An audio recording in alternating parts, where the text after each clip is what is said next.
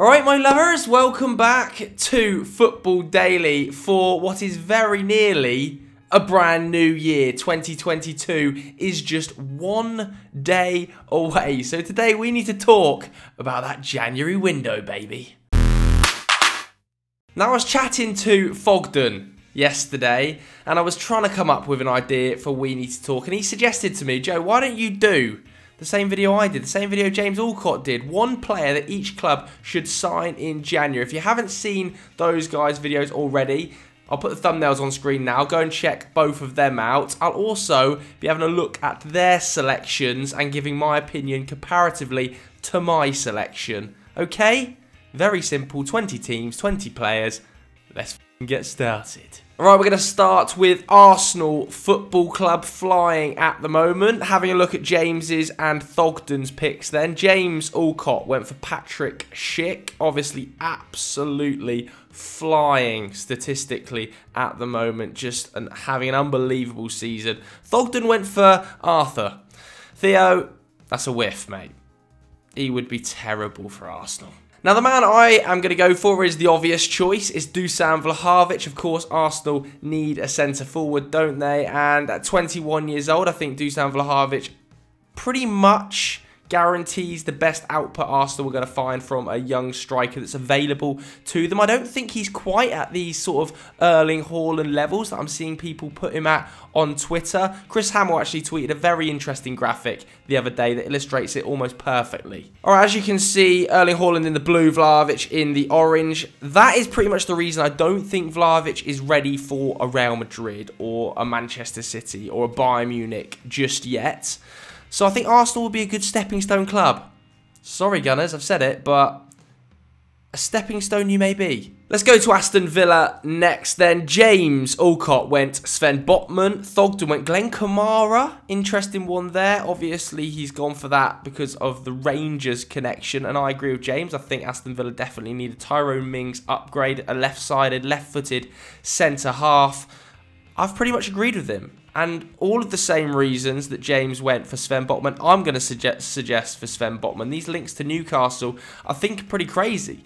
If he goes to Newcastle, they are picking up one hell of a 21-year-old centre-back. A real rarity to find a left-footed centre-half with his pedigree. I would be surprised to see him drop down to a relegation battle, no matter what the money is involved. And I think Aston Villa would be a really nice option from him coming from Lille. And I think they're going to have pretty ambitious targets next season and towards the back end of this season as for pushing up towards those European places and a top 8 spot.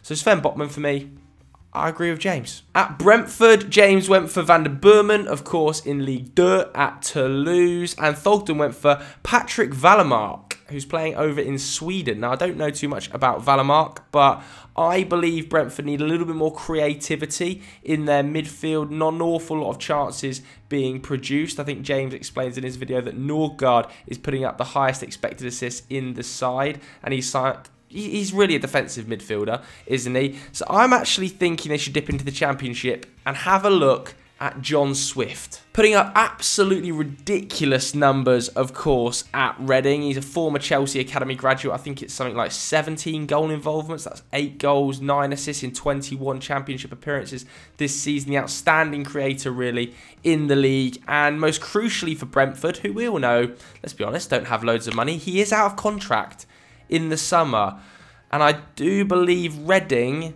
for the right fee, would cash in a little bit early. So John Swift, a little bit more creativity to the Brentford midfield, 26 years old, be a smart signing for me. Moving on to Brighton, and obviously they need a striker, although I do think Neil Maupay is having an underrated season. I really like Neil Maupay, and I think they should be looking for a strike partner for him more so. I'm going to suggest Eddie Nketiah for that role. I think they need a real penalty box 6-yard poacher who's just going to live in the box and just snaffle all of those sort of dirty chances, which is exactly what I believe Nketiah is. I don't think you want Nketiah in build-up. I don't think you want him dropping deep. You want him in the box, to be honest with you, no further than the penalty spot. Just in top positions and creating and finishing very simple chances. James went for Taiwo Awoniyi. Of course, he has left Liverpool now on a permanent. I think they've got a 10% sell-on at Union Berlin. And Thogden went for Berrington Diaz at Blackburn. Which, I mean, it'd be a step up. He's probably ready for a Premier League step up, but I just think that Brighton need more of an out-and-out goal scorer. I know that Berrington Diaz is scoring goals for fun in the Championship, but is he a penalty box poacher or maybe even a target man? I don't know. I think they just need a killer in the box. Moving on to Burnley then. Now, they obviously have a couple of holes in the squad. Out on that right-hand side, they definitely feel like they could upgrade Goodmanson at this stage, which is obviously why James picked Sorba Thomas at Reading, who's having an outstanding season, more as a sort of right wing-back, but obviously would offer a lot going forward, and we've seen what Burnley have been able to do with a player like Maxwell Cornet, playing him out of position, finding different roles with him.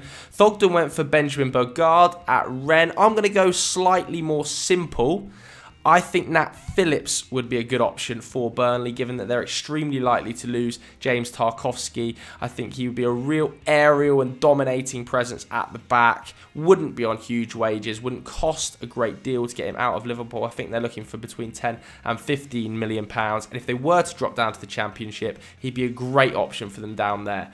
I just think this is a smart move. Chelsea up next, and they've just got problems all over the place at the moment, haven't they? With Reece James tearing his hamstring, that's going to be a number of months on the sideline. Obviously, Ben Chilwell has snapped his ACL. We've seen these Romelu Lukaku quotes from a couple of weeks ago popping up online and causing havoc for a Thomas Tuchel that's not happy at all right now. But it is on that left-hand side, I'm going to continue to focus for the Blues, because I think there are upgradable options on Marcos Alonso on the market, and one of them, very simply, is Lucas Digne.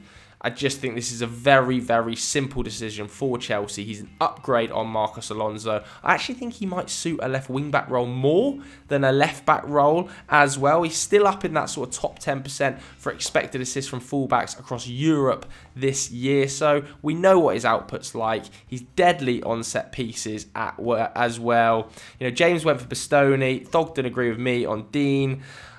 I just think it's a very simple and obvious choice that Chelsea would be rather foolish not to take up, even if it's on loan or some sort of loan with an option. He's got to get out of Everton. This is a match made in heaven almost. At Crystal Palace, I think we all identified the same problems, didn't we, in that right-back slot. Obviously, Nathan Ferguson is coming back from that horrendous injury he's had, so he might well play in there.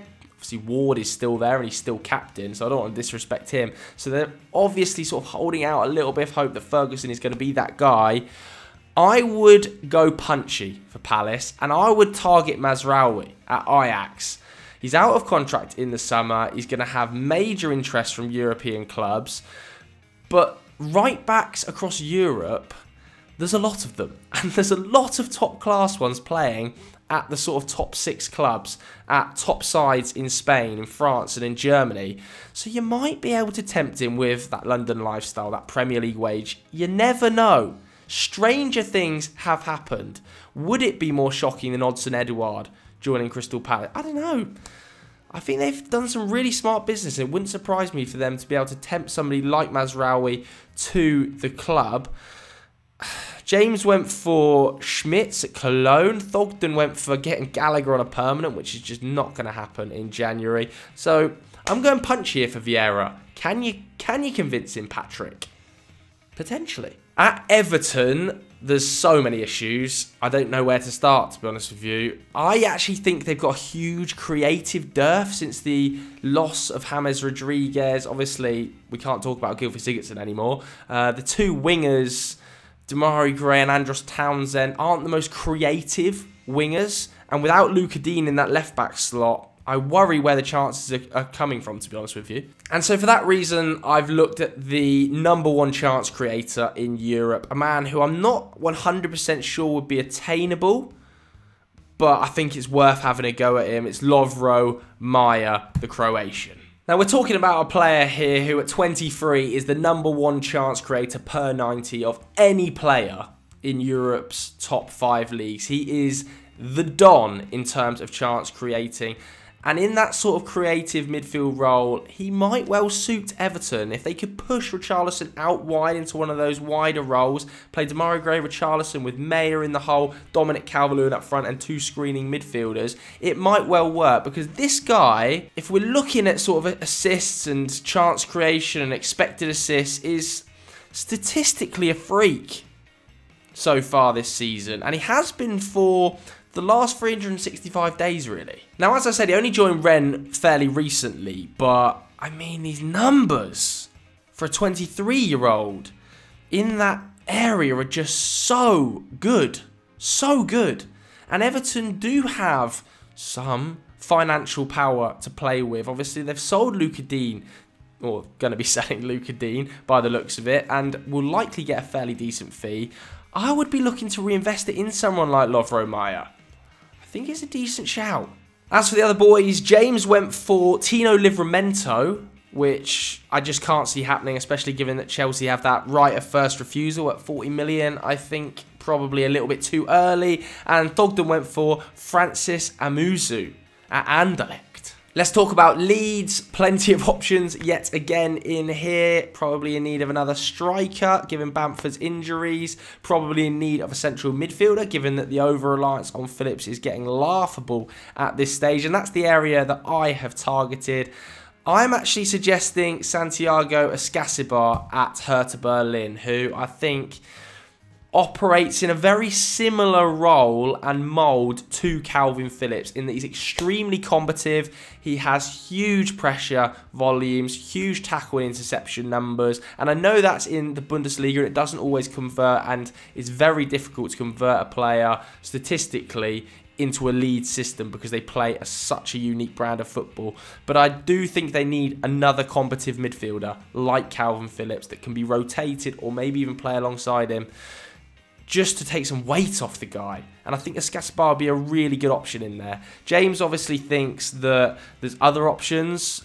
Lukic at Torino, and Thogden went for Weston McKennie, who I think probably isn't going to leave now. Allegri seems to have found a bit more reliance on him. So yeah, Escasibar for me. At Leicester, Alcott has gone for Moussa Diaby from Leverkusen. That would be a punchy signing, wouldn't it? And Thogden went for Nico Elvedi at Mönchengladbach. I really think they need a centre-back too. I've also dipped into the Bundesliga. And I think Reece Oxford at Augsburg would be a very good option here. I know that he only signed a new contract with the club about 8 weeks ago, but he is one of the outstanding young centre-backs in the Bundesliga right now. He would also fill some of Leicester's homegrown quota, not they necessarily need it. I do believe that there would be some sort of temptation to come back to the Premier League from Reece Oxford. We know him from those West Ham days and that breakthrough. There's just something, I believe, now he's grown and developed physically, his ability on the ball, pairing it with that physicality at centre-back is an extremely exciting prospect. Given that Leicester have terrible injury problems, I'm not overly convinced about Yannick Vestergaard. I think Reece Oxford would be a really smart pickup. Moving on to Liverpool, and obviously forward options are going to be key given that AFCON is about to bite, and James and Thogden have identified that too. James went for Rafinha. I just don't see that happening mid-season. I think James explained as much in his video. Thogden went for Luis Diaz. I am going to go for Nkunku out of Leipzig. That's right. I think he'd be a much better fit for Liverpool than he would Manchester City, where I'm currently seeing him linked. Now, the good thing about Nkunku, we know he operates all the way across the front line. That's one of the reasons that Pep Guardiola is supposedly interested in him. And if you look at these sort of numbers for a player that is, how old now? 24, just turned as well. Non-penalty expected goals right up there. You know, expected assists, extremely creative as well. Shot creating actions are over 5. Pressures, okay, in the top 25% of European forwards, but I'm sure that's something that Klopp would work on. But this is where he'd be really strong. Progressive passes recovered. I think he would fit lovely into this Liverpool side. They've done business with the Red Bull group in the past. It would make an awful lot of sense to me, Nkunku, going to Liverpool. Do I think they will actually pull a deal like this off? No. But that's not going to stop me suggesting it. Manchester City would have been easy to say Dusan Vlahovic as well, wouldn't it? I'm not going to say Dusan Vlahovic, as James said him and Thogden said him. So I do want to just offer something slightly different. I'm going to go for Julian Alvarez at River Plate. Obviously having an insane season so far, 18 goals, 6 assists in I think 17 starts for River Plate. Scored some massive goals for them as well. I think he was the youngest member of that Argentinian Copa America group as well. His agent has been very vocal, hasn't he, about getting a move to Europe sorted in this January window. I believe he's got a $20 million release clause or termination fee in Argentina. So I think he's going to go. Manchester United have been linked. I don't see that happening given the quantity of forward options United have at the club. Liverpool also heavily linked, as are Atletico Madrid. And I think Manchester City will be a really smart option. His interplay is really good in and around the edge of the box. They've just let Ferran Torres go, and I know they have huge hopes for Cole Palmer. There was an article in The Athletic talking about how Manchester City scouts believed he was going to be better than Ferran Torres. But I think Julian Alvarez would represent a cheap option that has room to develop. And if he didn't work out and they ended up signing Haaland, I'm sure they'd basically be able to turn a profit on. We've seen them do that multiple times with players. And I think Julian Alvarez would be no different. So he could be a smart little pickup. Manchester United, it's no secret, is it, where United need players in that central midfield area. Defensive midfield reinforcements, a replacement for Nemanja Matic going forward, a replacement for everybody in that midfield, to be honest with you. And the boys have identified De Jong in James's case and Zakaria from Thogden. Obviously, then Zakaria out of contract at Gladbach in the summer. Loads of interest there. And Frankie de Jong potentially a casualty of Xavi Hernandez looking to spend big, and Barcelona being in financial ruin despite a $1.5 billion loan from Goldman Sachs. Manchester United are desperate for a player that can carry the ball from deep, pick it up, drive, distribute. So I'm going to have to agree with James. I think Frankie would be perfect for that deep line Manchester United midfield role. Do I think we'll get him? No. His agent, or his dad, I think is his agent, has obviously come out very recently and said that he's pretty sceptical about Manchester United. His son doesn't want to play in the rain and things like this. But just taking that stuff aside, I think he'd be a great fit for the role.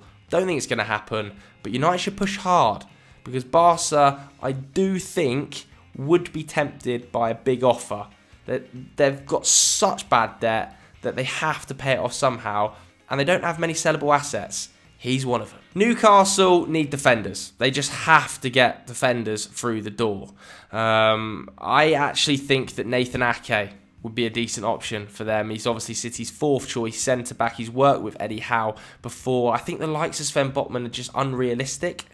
I may be proved wrong there. And I know that Kieran Trippier is supposedly close to joining the club, but I just find it really bizarre that Kieran Trippier is willing to swap Champions League football for a relegation battle, and Sven Botman is going to have options across the continent, higher up the leagues, and I know they can spend an unlimited amount of money, but how much money does it take? Like, Sven Botman must be thinking, this is a huge risk to my career that I could be playing in the Championship next season. Whereas Nathan Ake, I think you might be able to get him on loan, maybe even an option to buy. Very good ball distributing centre-back, would immediately be Newcastle's best defender. It seems like smart business, and I think Newcastle need to do a bit of that, as well as targeting these superstars. Norwich, this is basically impossible. Norwich, I'm not going to lie. James went for Matty Grimes, an Exeter boy. Shout out Matthew. And Thogden went for Taiwo Awoniyi. Of course, we've already spoken about him at Union Berlin. I also think they need a centre mid. Norwich are going down. Norwich are going down. I mean, I've gone punchy here. I've gone for Tom Davis. Could you tempt him out of Everton? I think he's going to be sold in January to pay for other players. Don't think Benitez fancies him. He's had a couple of injuries and a couple of knocks, but for me, he's not quite Everton quality. Now, that's not to say he's as low as Norwich quality, and this would be a punchy signing were the Canaries to convince him to come to, is it the southeast they're in? Am I describing that correctly? Obviously, it's all the way down there, but who knows? It's going to be tough. I just didn't know what else to say, to be honest with you. Norwich fans, let me know who you think you should be targeting in January, because it just feels in my head like you're gone already. Southampton need a goalkeeper more than I've ever seen a club need a goalkeeper. Obviously, they got Willy Caballero in on that 3-week deal until January the 5th or wherever he is. He's 40 years old, for God's sake. The boys both suggested Sam Johnston in net. I've gone punchier than that. I think they should go balls to the wall for Dean Henderson. I know that he's supposedly had these talks with Ralph Rangnick, and Ralph has said you're not going to be leaving the club.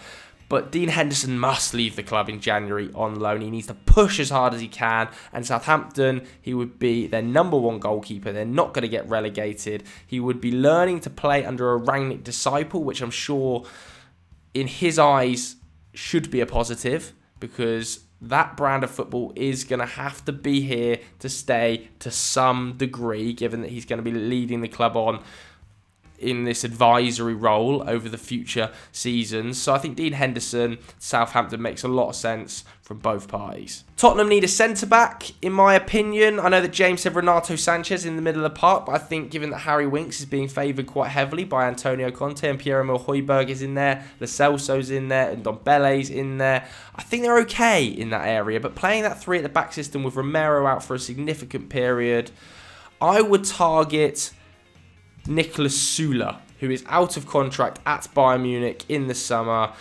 is still only 26 years old, and I think is a really underrated centre-back, probably because of his injury record. If you look at his last 365 days here, the most standout thing for me is just how good he is on the ball. And I know he's playing for Bayern Munich in an extremely ball-dominant side, but I think if you stuck him at the centre, where Eric Dyer currently operates, and then you used the athleticism of a Davinson Sanchez, maybe a Jack Tanganga, when Christian Romero is back fit to be slightly more active alongside him, and you used Niklas Süle as the ball-distributing dominator at the heart of the back line, I think it'd be very smart. And given that he's out of contract in the summer, it looks like he's going to leave, it could be a good option. And a budget option without taking the piss. He'd be a budget option that is still playing at elite levels. Now at Watford, I was struggling again here. The defence just needs salvaging, doesn't it? They're alright going forward, to be honest with you. And Emmanuel Dennis was just such an awesome pickup for them.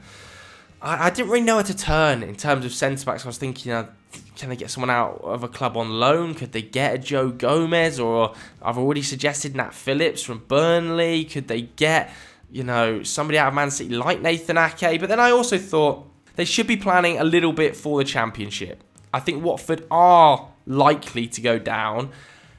And there are names down there that I think are obtainable for a Watford, just about.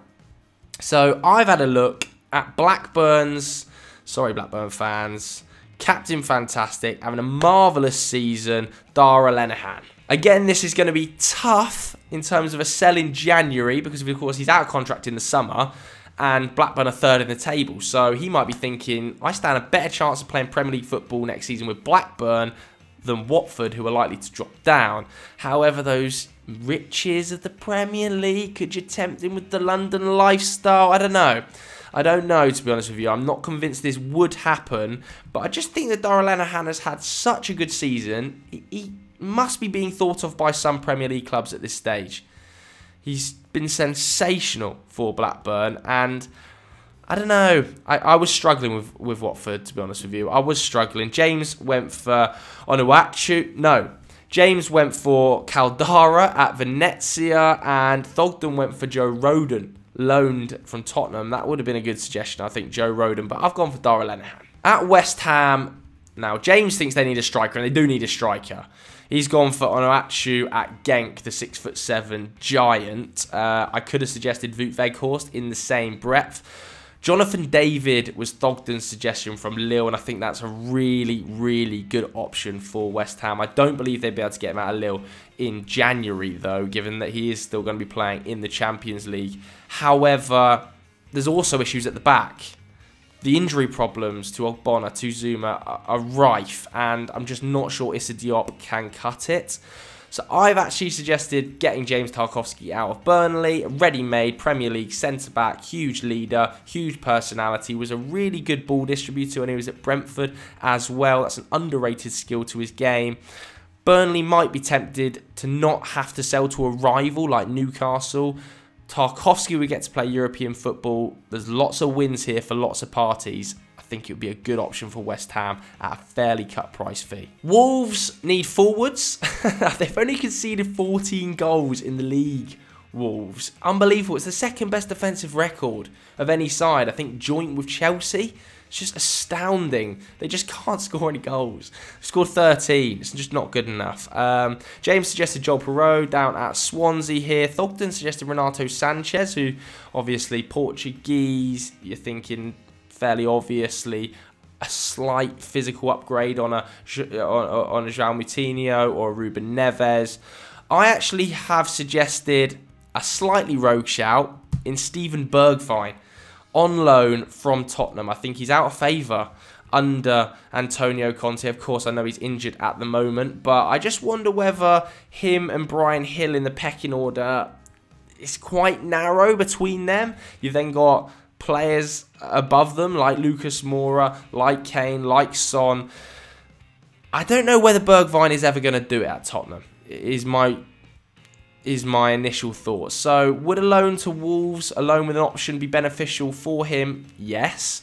Would he be an upgrade on the likes of Trincao and Hwang?